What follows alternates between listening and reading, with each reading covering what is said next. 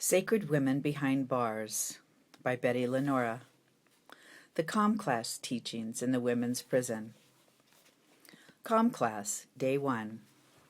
At one time on the face of this planet, everyone worshipped a feminine deity.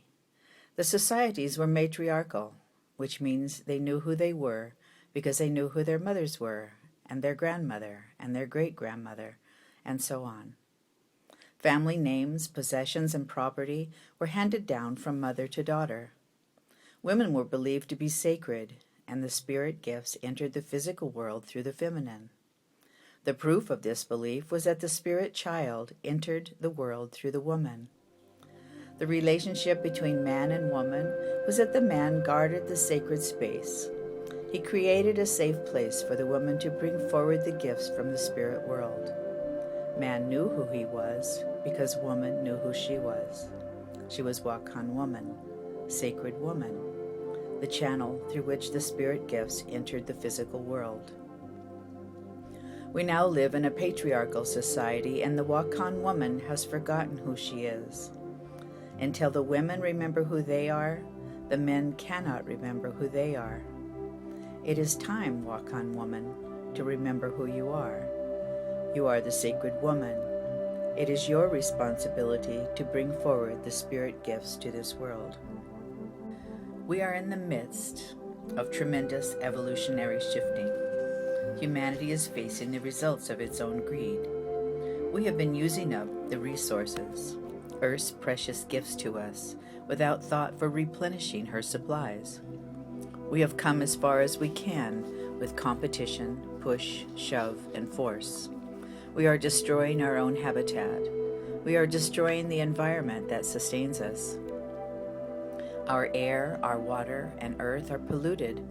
Our way of life has created a situation that threatens life on this planet. We must make monumental changes in the near future. All ancient texts talk about this shift in consciousness. Many of Earth's people are moving into communities dedicated to sustainable living and raising human consciousness. Many people are beginning to understand that peace on Earth begins one heart at a time. What is happening on this planet is a direct reflection of what is happening inside the hearts of humanity. I have not come here to teach you anything new. I have come to remind you of who you really are, Wakan woman. I have come here to invite you to remember that you are sacred. The Iroquois League of Nations had a system of government that brought them peace for 400 known years. Some say it was 1,400 years. It consisted of 5 Native American nations who sent representatives to the council. There were 2 houses of government, the men's house and the women's house. The men decided what should be made law and whether or not to go to war. But they did not make laws or go to war unless the woman decided that the law or war was for the good of all people into 7 generations of their grandchildren. Another important job of the Women's House of Representatives was to remove any man from government who tried to use his position to better only his nation. Only men who could think in terms of all the people's welfare could remain in this position of responsibility. For this reason, when the Iroquois representatives first met with the representatives from the colonies, they asked this question: "Where are your women? How can you govern without your women?" The Iroquois were a matriarchal society. Our greatest fear is not that we are powerless. Our greatest fear is that we are powerful beyond our wildest imagination. We are not human beings trying to be spiritual. We are spirit beings trying to be human. All of our experiences in this physical world are a direct reflection of what is going on inside of us. We are vibrational beings. We attract into our experience what we focus our thoughts around. We get what we think about, whether we want it or not. Our highest spiritual self is constantly creating the next experience that will draw us closer to source energy.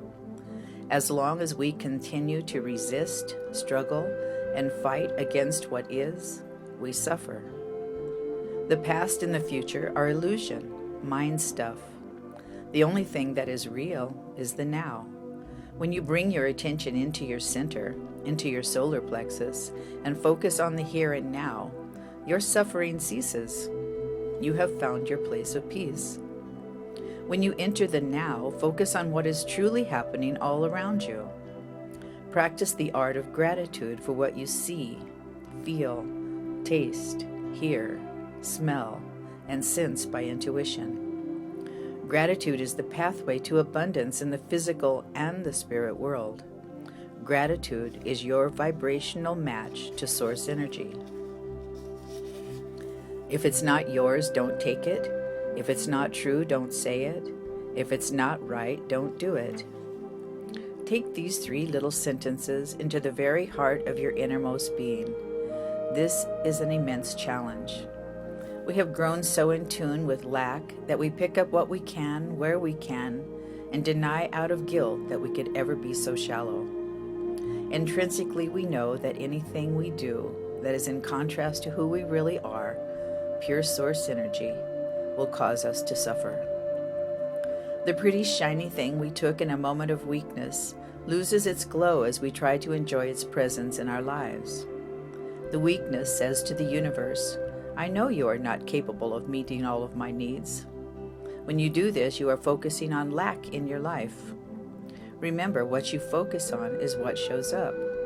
If you think you do not have enough, you will never have enough, no matter how much you get. When you focus on gratitude, you open the door to abundance from the spirit world, which opens the door to abundance in the physical world.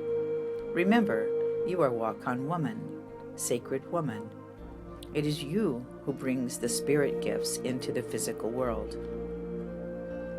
When you do anything that is in contrast to who you really are, you close the door inside of you that allows the spirit gifts to enter into this world.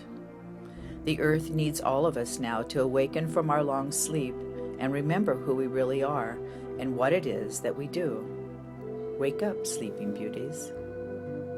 In the matriarchal societies, all of the women would leave the men and children, except suckling babies, at the time of the month when there was no visible moon.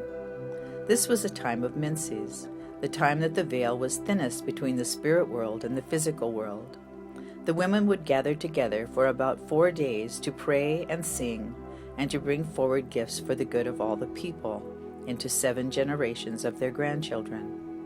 These gifts could be in the form of a child, a tool, an idea, a song, a prayer, or such as these.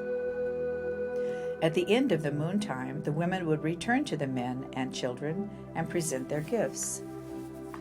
I would like to invite you to begin to honor this tradition by setting up an altar for 4 days around the new moon.